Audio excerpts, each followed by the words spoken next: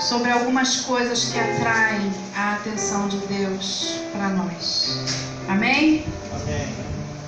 Gênesis 22, 15 ao 18. Então do céu bradou pela segunda vez o anjo do Senhor a Abraão e disse: Jurei por mim mesmo, diz o Senhor, porquanto fizestes isso e não me negaste o teu único filho, que deveras te abençoarei e certamente multiplicarei a tua descendência como as estrelas dos céus e como a areia na praia do mar. A tua descendência possuirá a cidade dos seus inimigos. Nela serão benditas todas as nações da terra, porquanto obedeceste a minha voz. Amém. O Senhor tem nos falado, né? Nós temos conversado muito, todos os domingos a gente está aqui conversando, né? Sobre a palavra de Deus. E até foi assunto de escola bíblica dominical, né? Nós um dia dissemos aqui que a adoração atrai a atenção de Deus para nós. E uma das nossas irmãs assíduas da escola dominical, ela levantou a mão com muita educação e disse assim: Joelma, como nós atraímos a atenção de alguém que está conosco? Se ele está conosco, por que eu preciso atrair a atenção dele? E aí, né, essas perguntas, quando é pego assim a gente de surpresa, a gente fica meio saia curta para resolver, né? Para responder, né? Eu não me lembro a resposta que nós demos, muitas pessoas deram sua opinião, né? Graças a Deus nós temos um povo ativo, participante da escola, né? Que conversa, que fala, que dialoga. Mas hoje, ontem, quando eu estava preparando essa palavra, eu pensei no assunto, numa questão pessoal, porque as coisas materiais são sombra das espirituais, né? E eu lembrei do meu casamento, eu e meu esposo. Nós vivemos juntos, nós passamos muito tempo juntos. Eu não saio sem o meu marido, a não ser para trabalhar. Meu marido não sai sem mim, a não ser para trabalhar. Nós, quando estamos de folga, ficamos em casa juntos. Se resolvemos fazer compra, vamos juntos. Limpamos a casa juntos. Mas nem sempre meu marido está com a atenção voltada para mim ou eu para ele, né? Quantas vezes a gente precisa atrair a atenção do esposo da gente? Talvez eles também pensem assim: eu só sei do meu lado, né? Eu só sei falar de mim. Mas quantas vezes eu quero que ele me dê atenção e ele está do meu lado e eu não percebo essa atenção, né? Eu sou única? Tem alguma esposa que pode confirmar? Eu sou a única, né? Amém? Graças a Deus. A minha mãe também disse que não. Nós mulheres exigimos muita atenção, né? Diga-se de passagem, assim, rapidamente, para liberar o lado dos homens, né? Nós exigimos muita atenção. Então é possível você conviver 24 horas com uma pessoa e ainda assim não atrair a atenção dessa pessoa? É possível? É possível. Estamos fazendo uma comparação a grosso modo. Nosso Deus é tremendo, maravilhoso. Nos olha, nos vê o tempo todo, sabe de todas as nossas necessidades. Mas tem algumas coisas peculiares, diferentes, que fazem a diferença para que o Senhor nos olhe com um olhar especial, para que a gente atraia o carinho, o cuidado, o zelo do Senhor para a nossa vida, né? E eu comecei pensando na fidelidade. Quem pode abrir Salmo 101, versículo 6. Se os meninos aí da tela forem rápidos, vai ser muito bom. 101, 6.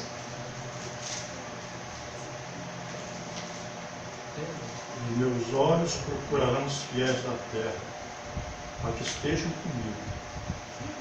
O que anda num caminho reto, este me servirá. Deixa aí, Marcelo. Aleluia. Fidelidade. Olha, que atrai o olhar do Senhor. Os meus olhos procuram os fiéis da terra, para que habitem comigo. Oh, você é fiel? Amém. Você tem um lugar para habitar junto de Deus. Para que habitem comigo, que anda em reto caminho, esse me serve. É esse que eu estou buscando, é esse que está me atraindo. É por esse que eu estou olhando. é o reto, o fiel. Fidelidade é uma pessoa fiel, uma pessoa digna de confiança, é uma pessoa leal. Envolve a ideia de honradez, honestidade, confiabilidade, constância, veracidade. A pessoa fiel é verdadeira, ele é constante, é aquele que você pode contar, né? Branca, você pode contar com a Andréia é fiel, aleluia. Não foi assim na sua vida? Eu posso contar com a minha mãe é fiel, meu pai é fiel, minha família é fiel. São constantes, estão ali, né? Sempre do meu lado. São qualidades do fiel. Ele é honrado, ele é confiável, ele é constante, ele é verdadeiro, né? O fiel é íntegro. A pessoa fiel tem integridade de caráter. O que é inteireza de caráter? Ele é incapaz de causar dano ao outro. No negócio, se tiver que ser prejudicado, ele fica prejudicado, mas ele não prejudica o próximo. Ele é incapaz de fazer alguma coisa desonesta. O fiel é íntegro, tem inteireza de coração. E o Senhor procura os fiéis da terra. Ser fiel nesse mundo de hoje, meu querido, é muito difícil, é um desafio. É um desafio não furar fila. É um desafio. É um desafio quando alguém manda uma fofoca pela internet e não lê. É um desafio. Principalmente se for de alguém que você conhece. É um desafio. Ser íntegro, ser fiel no mundo de hoje é muito difícil, né? Não participar das coisas mundanas é um desafio. Todos os dias se apresentam para nós de formas variadas, né? Versáteis. Situações que nos colocam na vontade, né? De participar. Mas a palavra de Deus, nós vemos que Noé, Gênesis 6:9, Marcelo. Noé foi um homem achado íntegro. Vamos ver o que Deus diz de Noé. Noé 6:9, ou Gênesis 6:9. Eis a história de Noé. Olha só, hein? Noé era justo e íntegro entre os seus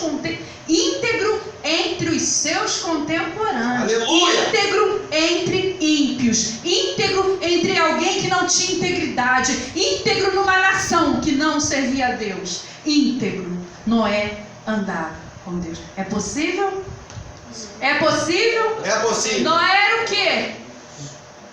Humano, de carne e osso, igual eu e você. É possível ser íntegro. É possível. Noé era varão justo, reto, andava com Deus. Fidelidade, quer dizer, ser fiel, tem uma listinha que a gente precisa observar. E essa listinha a gente encontra na palavra de Deus. São regras básicas para o fiel servir, para o fiel seguir. Quem não é íntegro não pode ser fiel a Deus. Não tem como uma pessoa que não tem integridade ser fiel a Deus. A Bíblia diz que Noé era justo e reto, andava com Deus. Tem uma listinha que a gente precisa seguir, a gente precisa ser governado pela palavra de Deus, né? Tem um monte de coisas, não posso falar de uma em uma, nós não temos tempo, mas tem tanta coisa que nós não podemos fazer. E às vezes a gente diz assim, isso era cultura, era daquela época, né? Hoje é diferente, a gente é crente moderno, né? Deus não muda não, queridos. Deus é imutável. Deus não muda. Não mude você, porque Deus não muda. Seja fiel, seja íntegro.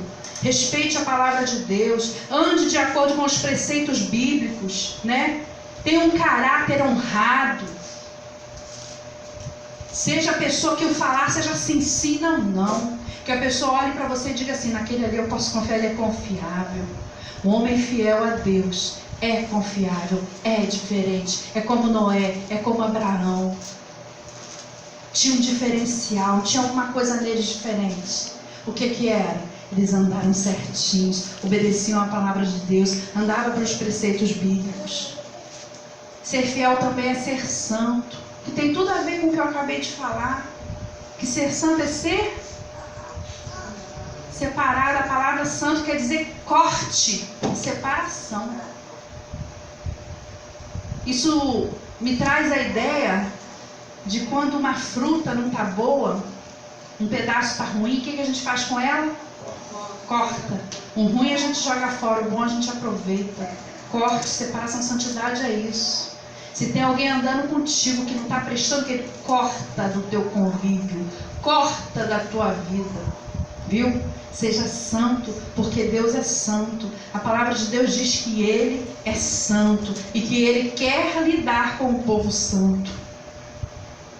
Ninguém consegue ser fiel sem ser santo.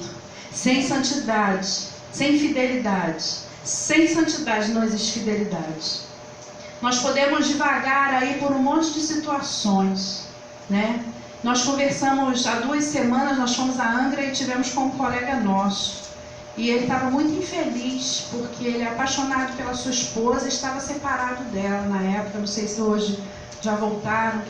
E eu falei para ele assim, o que foi, Marcos? O que aconteceu? É Marcos, mas não é meu primo não, tá, gente? É uma outra pessoa, falei o nome, né, sem querer. E ele disse assim, eu que sou bobo, eu sou burro, João, como eu sou burro. Internet. Minha mulher me pegou conversando com mulheres na internet. Eu, um homem crente, já falando coisas que não devia com uma mulher na internet. A minha mulher pegou o meu computador, inteligente como ela é. Aquela mulher me levantou, eu nunca tive nada, eu tenho uma conta com tantos mil na minha conta, eu consegui fazer isso, fazer aquilo. Aquela mulher me ajudou a me levantar, Joelma. Aquela mulher me fazia alegre, me fazia feliz. E por causa de uma mulher na internet, com a qual eu só conversava, a minha mulher desconfiou, fez um backup no meu celular e descobriu até o que eu tinha pagado. Ei, queridos, o inimigo joga iscas tão bobas, tão podres, e as pessoas caem e perdem a santidade e perdem a fidelidade e se afastam do seu Deus e perdem os bens que Deus deu. Uma esposa decente, boa, trabalhadora, uma mulher que levantou ele, que ajudou ele em tudo, que alegrava o seu coração, como ele disse para mim, com os olhos cheios d'água. Aquela mulher era a minha alegria, a mulher da minha vida. Ela não quer nada mais comigo. Por quê? Né, queridos? Ah, mas eu não estou tendo contato físico com ela. Jesus disse que quem olha com má intenção já adulterou no coração. Imagina uma conversa dessas, o que não tinha, né? Para a esposa se separar. Então nós temos que ser fiéis ao Senhor. E sendo fiéis ao Senhor e sendo íntegros, isso reflete nossa vida particular. Aleluia. Se eu sou fiel ao meu Deus, eu sou incapaz de ser infiel à minha esposa, ao meu marido. Se eu sou fiel ao meu Deus, eu sou incapaz de agir errado no meu trabalho. Se eu sou fiel ao meu Senhor, eu sou incapaz de dar prejuízo ao meu vizinho para ficar mal falado como crente. Fidelidade é isso, é integridade, é santidade. Fidelidade atrai o olhar do Senhor para nós. A oração também atrai o olhar do Senhor para nós. O salmista dizia assim, um coração quebrantado e contrito, Deus não despreza. Quantas vezes, Branca, você orou, chorou na presença de Deus e Ele te ouviu? A vida da Branca é um milagre.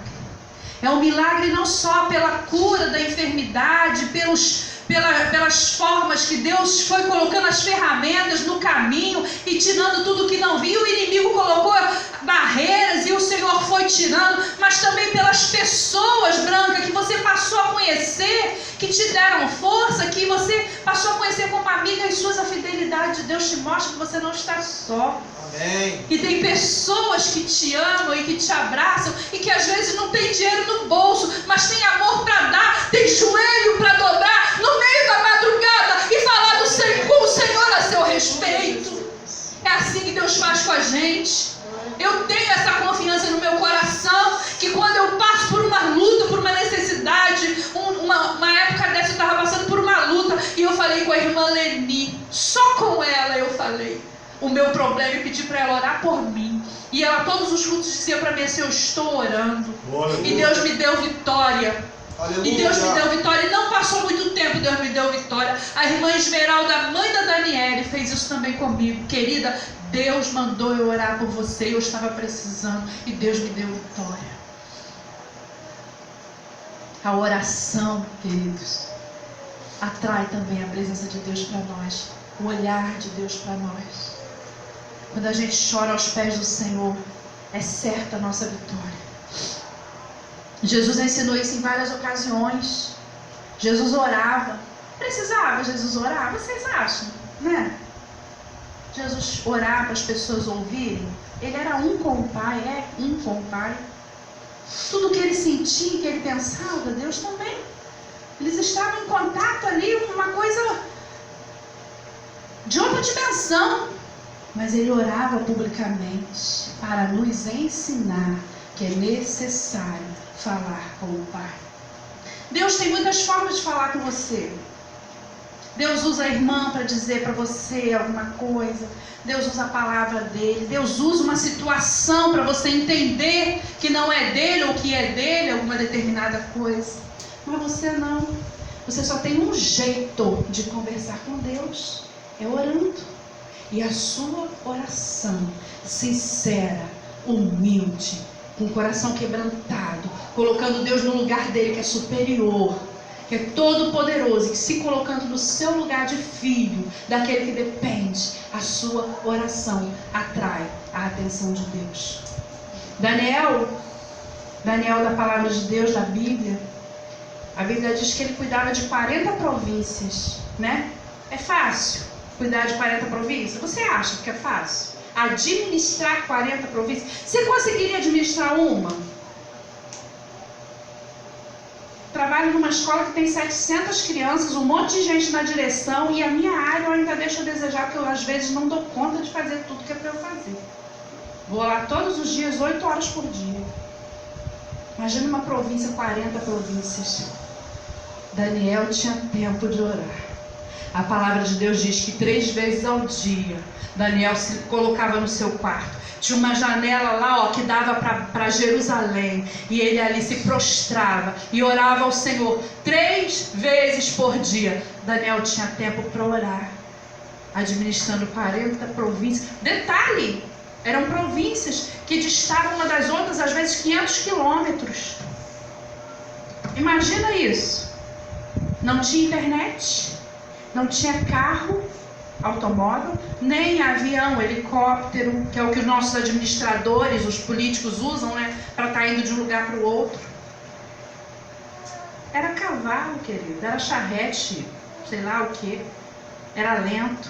Não tinha internet para ele olhar as entradas e saídas de cada organização para ver se está tendo algum prejuízo. Não, era no tete a tete, na escrita, tinha que ir lá, tinha que ver. E ele dava conta. E ele orava 3 vezes ao dia. Aí eu, Joelma, estou tão cansada, Senhor, me perdoa. Não estou conseguindo orar, às vezes eu nem levanto da cama, eu oro deitada.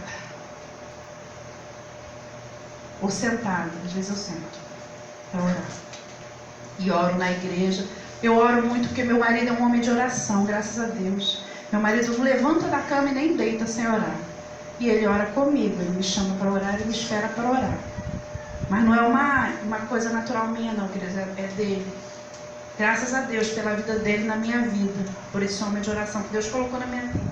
Porque eu preciso disso. Nós oramos ao nos alimentar, ao deitar e ao levantar.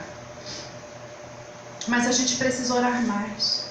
E a gente vive dizendo que não tem tempo, mas a gente perde horas na internet, na televisão,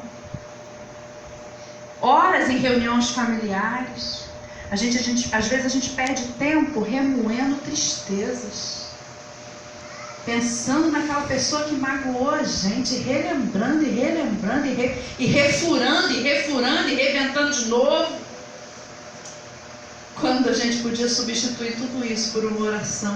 Que coisa boa seria substituir essas memórias ruins pela oração, substituir a internet pela oração, substituir às vezes até o sono pela oração. Deus me colocou para orar por uma pessoa durante muitos dias de madrugada, muitos dias. Todos os dias eu perdi o sono, enquanto eu não orava muito, eu não conseguia dormir. Acabou tem uma semana. Eu pedi a Deus para me dar um tempo. Porque eu estava muito cansada e não conseguia dormir direito. E quando eu acordava, a pessoa vinha na minha mente. Eu orava e chorava e falava: tem misericórdia, tem misericórdia, tem misericórdia. Salva, liberta, transforma, resgata, tem misericórdia.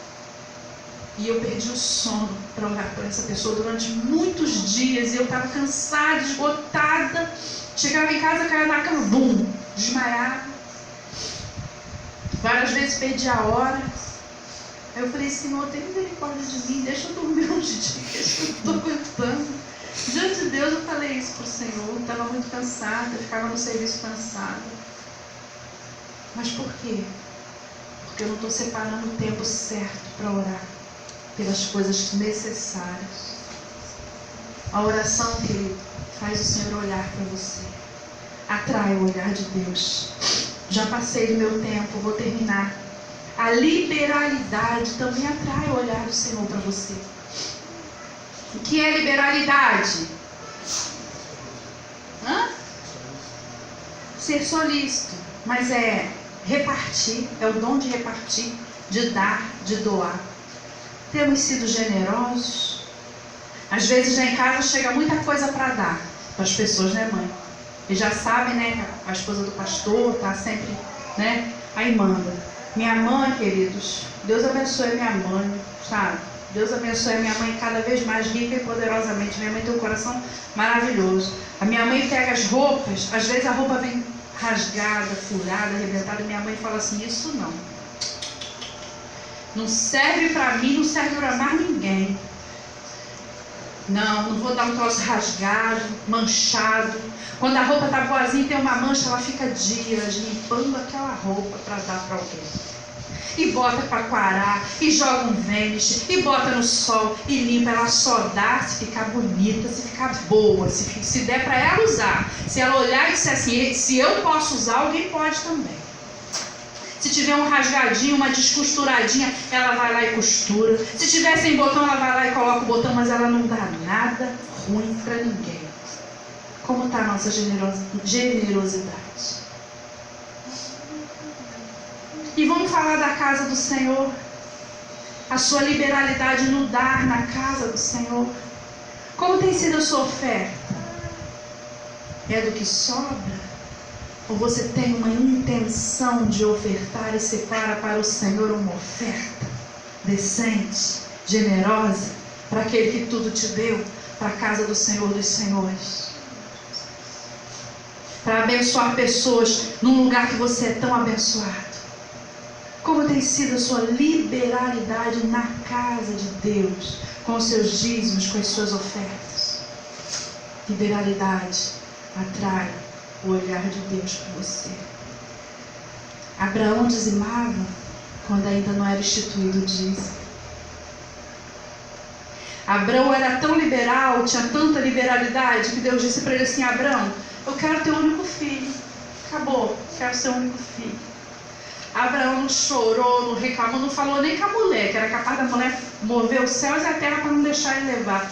De madrugada ele acordou, preparou a ferramenta, amolou a ferramenta que ia degolar o seu filho, preparou a lenha que ia queimar o seu filho no altar, preparou as cordas que ia amarrar o seu único filho amado, querido, que ele tanto sonhou em ter, e levou aquele menino de madrugada para o monte para oferecer ao Senhor.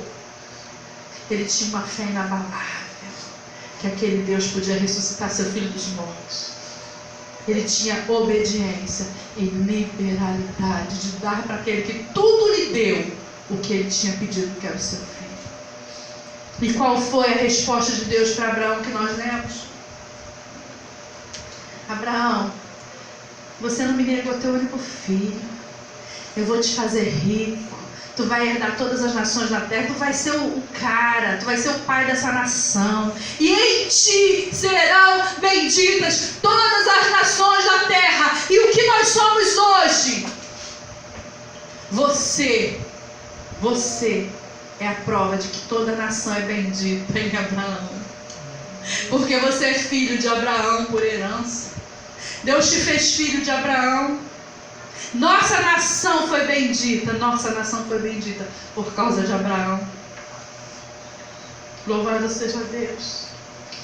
E Jó, queridos, Jó perdeu tudo. Alguém chegou lá e disse para ele assim: olha, você está em pecado. Seus amigos, você está em pecado. Deus é justo. Se está acontecendo isso é porque você está em pecado. E a Bíblia diz que Jó em momento algum pecou contra o Senhor. E no final lá dos capítulos de Jó, Deus diz assim, que os amigos dele queriam perdão. E Deus só perdoaria se Jó orasse por eles. Olha só, hein? Eles acusaram, caluniaram, e eles só seriam perdoados se Jó orasse. Jó podia, eu faria isso, queridos. Eu? Falou de mim, se acerta com Deus, amigo. Se acerta com Deus aí. Falou de mim, me caluniou. O povo todo ouviu vocês falando na praça que eu estava todo errado. E agora eu que vou orar para Deus perdoar vocês? Ah, querido, Jó não conversou, Jó não chamou eles, não falou, tá vendo? Agora é comigo. Agora vocês estão dependendo de mim. Não. Jó orou por aqueles amigos que ofenderam, que criticaram, que caluniaram. E a Bíblia diz que quando ele orou pelos seus amigos, Deus mudou a sua sorte. A fé dele ficou curada. Ele tornou a ser pai.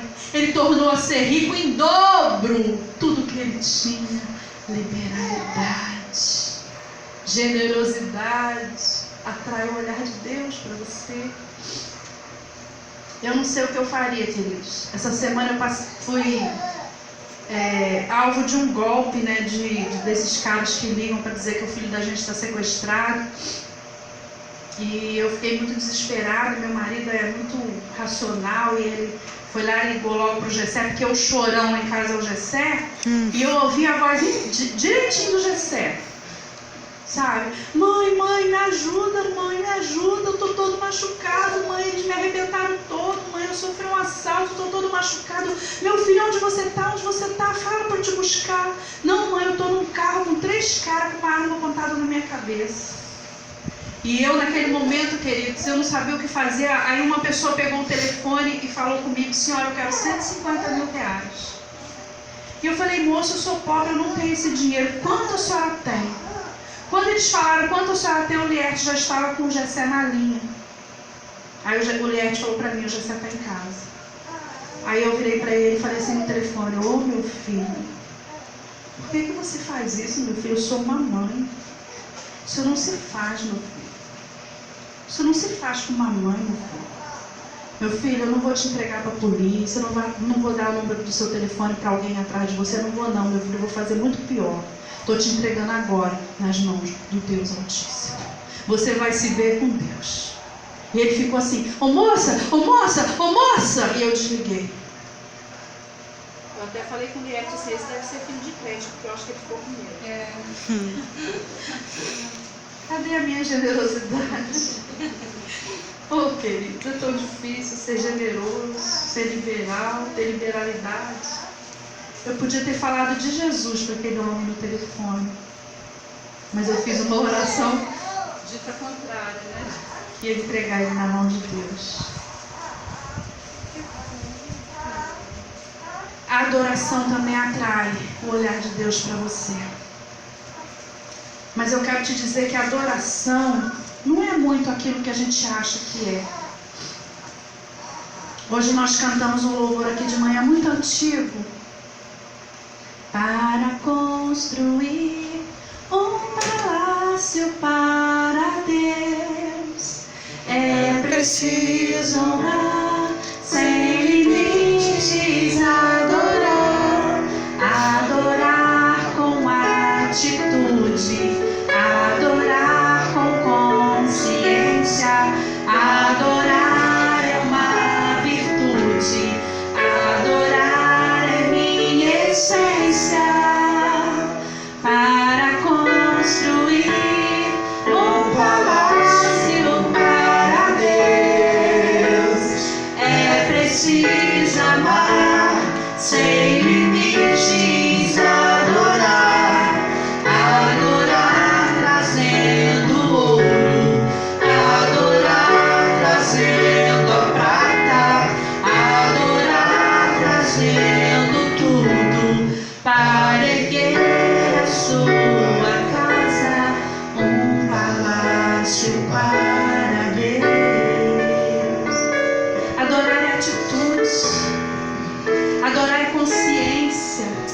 Adorar, como é que se cultua? Como é que é o culto? O culto é racional. É uma decisão intelectual. O meu intelecto decide adorar. Adorar é atitude. Atitude de adorador. É trazer tudo para a casa do Senhor, é adorar. É trazer o meu corpo vivo, santo e agradável para oferecer ao meu Senhor. Isso é adorar.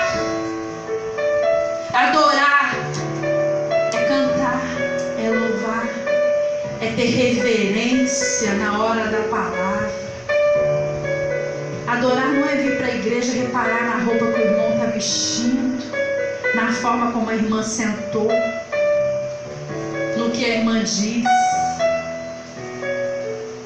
Adorar é profundo. O pastor fala que a gente tem que vir para a igreja com intenção. Adorar deve ser a nossa intenção todos os dias que viemos à igreja. Mas é adorar com atitude de adorador. Adorar com louvor, adorar com reverência. Adorar com nossas atitudes, adorar com o nosso dinheiro também. Adorar com a nossa força também, para fazer um salgado para a cantina, para limpar a igreja, ornamentar a igreja. Olha como ela está linda. Houve adoradores aqui hoje. Tiveram adoradores aqui hoje. E adoraram ao Senhor com atitude. Oh, querido. A adoração atrai. A Bíblia diz que Deus procura adoradores que o adorem em espírito e em verdade. Eu vou parar por aqui. Não que eu tenha terminado. Quero que você fique de pé, por favor. Quero dizer para você: seja fiel para atrair a atenção do Senhor para você. Ore mais para atrair a atenção do Senhor para você. Seja generoso, liberal, para atrair a atenção do Senhor para você. E seja um adorador para atrair a atenção do Senhor para você. Senhor meu Deus, oh Deus, louvado e exaltado é o teu nome. Queremos atrair o teu olhar, Senhor, para nós. Queremos estar, Senhor, te agradando. Queremos ser agradáveis a ti. Nos ensina, Senhor, a ser fiéis, íntegros, santos. Nos ensina a falar contigo em todos os momentos do nosso dia, Senhor, e não te deixar de lado por nada nesse mundo. Nos ensina, Senhor, a ser liberais, generosos, abençoar aqueles que precisam, abençoar a tua casa, Senhor. Nos ensina a te adorar em espírito e em verdade, te adorar com atitude de adorador. Muito obrigada, Senhor, pela tua palavra nos nossos corações nessa noite. Eu te agradeço, Senhor, em nome de Jesus Cristo. Amém. As irmãs, quarta-feira, 7h30, na casa da irmã Ruth, peço que levem R$20, porque a gente vai comer pizza. Nós vamos pedir a pizza, né? Vamos fazer uma vaquinha, R$20. Eu vou avisar sobre o amigo oculto. O amigo oculto, queridos, amiga secreta.